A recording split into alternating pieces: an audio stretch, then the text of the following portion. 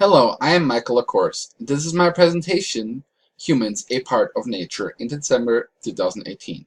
First, we need to define what nature is and what it means today.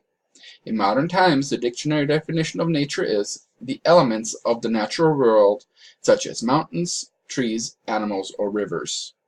If we take this into a cultural sense, it means that nature is the original state of things without manipulation or intervention from human society. But what exactly is human society? Let us look at the definition of society: the aggregate of people living together in a more or less ordered community. This then would lend to the conclusion that human society is the collective assemblage of all humans regardless of origin, which interact as a community or group. Using this working definition, we can then say that most, if not all, humans are part of human society. Human interaction with nature. We as humans have numerous daily interactions with nature. Even those of us who are not actively involved with agriculture are still contributing to the practice of it through our consumptive behavior. As humans, we modify our natural environment to serve our purposes. Often, this means that we convert natural habitat into arable land to provide crops for human and animal consumption. Through this, we depend on nature to provide us with living essentials.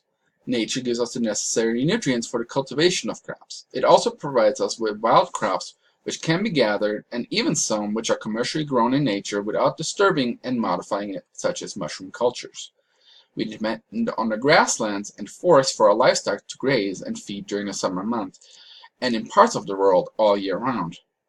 Lastly, forest provides us with fuel and raw materials, which are beneficial to agriculture and our society. Throughout history, and today more than ever, do scientists depend on natural processes and interactions to give them models and solutions to problems we are facing as a society.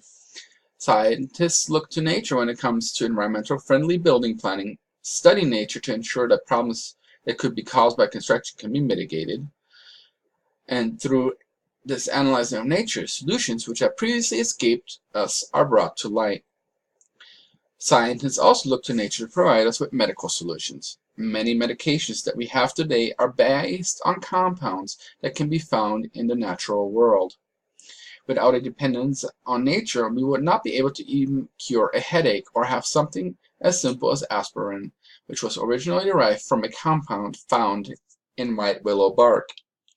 Scientists are not the only people looking to nature to provide them with a solution to problems they are facing. Engineers use the natural world to model advancement in technology and buildings. Recently, the house of the future has been more and more discussed. This is to say, a hybrid human and plant-built dwelling which brings mutual benefit to humans and the plants. We also have come to understand nature, particularly microbes, better, which has brought about a rise in nanotechnology. Many scientists today freely admit that through the study and ethical consideration of nature, we as humans have been able to advance further than if they would have not looked to nature for solutions. The biggest benefit from nature that we as humans receive are ecosystem services. Watersheds provide us with drinking water, water for our crops, give us a variety of recreational activities, and temper the climate.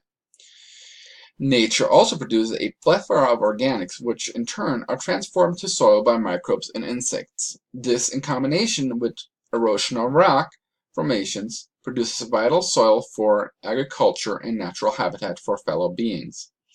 Climate regulation is another big benefit we gain from nature. Without the production of oxygen through photosynthesis, we would not be able to survive. It also absorbs CO2 in a variety of ways and traps carbon underground, which again helps temper the climate. Nature provides us with food through commercial and recreational fisheries. It also provides our agriculture with necessary ingredients to grow crops successfully. Raw materials are derived from nature, many of which we critically depend on. Without nature, there would be no coal, no gasoline, no minerals to mine. Our planet would basically consist of SiO4, or quartz, but thanks to natural processes, a variety of minerals have formed throughout Earth's history. an ecosystem service which is often overlooked in the spiritual and cultural services we receive from nature. Many religions around the world today and throughout history have depended on nature for their lore and canon. Many cultures worship the nature, and some believe that we may be reincarnated as plant or animal. Nature has shaped our culture and religion, even though we often do not want to admit this. Human exploitation of nature. Unfortunately, we as humans are currently causing much damage to our environment and are destroying entire ecosystems. We are converting forests, which are the lungs of the earth, into farmland and for human habitation, greatly reducing the production of oxygen and diminishing soil formation. The clearing of forests also increases soil degradation, as plants and roots which previously held the soil together died off, and water and wind can freely erode the soil. We are also diminishing the organic content in the soil, which leads to an increase in fertilizer application. Agricultural land also is treated with herbicides and pesticides, which often contaminate the environment and will affect non-target species. Human habitation expansion greatly threatens the integrity of our ecosystem and puts additional strain on them, as their buffering ability is diminished and animals are pushed out of their natural habitat. We are also increasing the runoff of rainwater through blacktop and concrete structures. This is paired with the modification of watersheds, which causes much of the available water to cause flooding or flow straight downriver, causing increased erosion, instead of recharging the aquifer as it was able to do before impermeable surfaces covered the watershed. All the human activity in the watershed also leads to environmental pollution. Much of this pollution comes due to inequality in our economic system. In rich countries, where we can afford to treat our waste, pollutants are less prevalent than in countries which do not have the means of mitigating pollution. Another side effect of inequality is the poaching of animals. The poor, which have little to support themselves, look for any way to gain additional income or nourishment. This causes poaching to be prevalent around the globe. Many of the human activities on this planet come with a variety of ethical concerns. Today we have gotten used to be able to go to the supermarket and have almost anything available for consumption. This includes meat, which causes humans to adopt unsustainable and often extremely cruel ways of producing the meat. Concentrated animal farming operations, or CAFOs, are one particularly appalling example of how we exploit nature and our fellow beings. CAFOs are not only inhumane in the treatment of animals which they raise, but they are also one of the major sources of nutrient pollution to our environment. It then comes to no surprise that we also exploit the fish stocks which are found in nature. The overharvest of international fish stock has brought about a shift in consumption, with species which previously have been less desirable being moved up on the list, as desirable species have become depleted to the point of collapse. This unsustainable harvesting is also mirrored in the way we are extracting raw materials from the plant. Strip mining and shaft mining pollute the environment greatly, often to the point that no life can be found around them. Entire forests are felled to satisfy our hunger for fuel and building materials. Fracking causes resettlement of land, which results in earthquakes and can contaminate aquifers through upward seepage. We as humans are doing much to exploit and destroy our planet. Ethical consideration. Nature's values. Nature gives us value in a variety of ways. During our hectic lives in society and our day-to-day business, a walk in nature can reset us. A vacation in a natural setting can help alleviate burnout syndrome and helps our mental well-being. Nature helps us breathe more easily and can detoxify our bodies and mind. It is also a great source for spiritual and religious inspiration. As mentioned earlier, many early religions, and indeed religions today, center on the natural world. Many people who claim they do not believe in religion nonetheless admit to feeling more spiritual when surrounded by nature. This would indicate that nature has an intrinsic value, as nature in its unadulterated state gives everyone a sense of belonging and of being taken care of.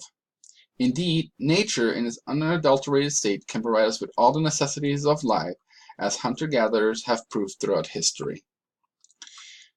There are a few challenges to seeing humanity as part of nature. One thing that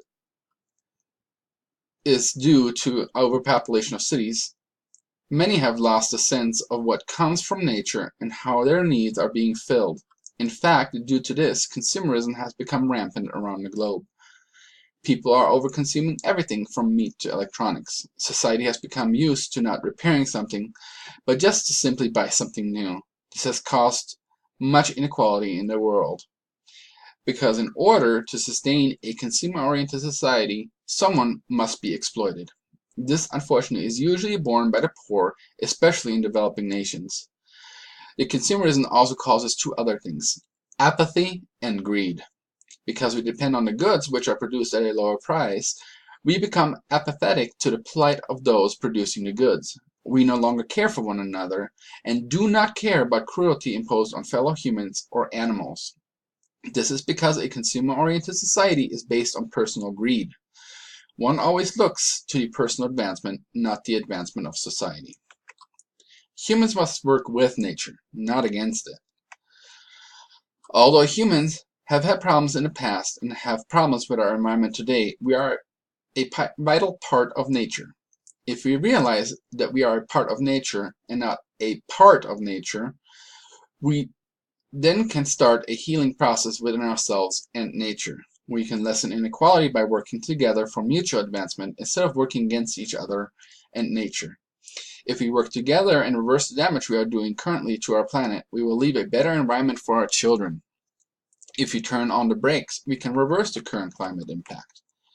Although this may be a long road, as there is great need of better technology to clean up emissions and a need of changing the consumerism mindset.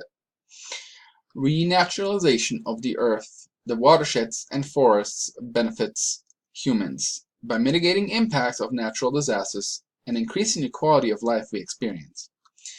It is also economically beneficial to us, as when we live as part of nature, we have less waste, less pollution, and more happiness. Only if we admit being part of nature will we realize that we can be in nature and partake of the endless benefits of the natural world. Through recognition that we are part of nature, we realize that what affects our environment affects us. These are the references used in the development of this presentation. Thank you for your time.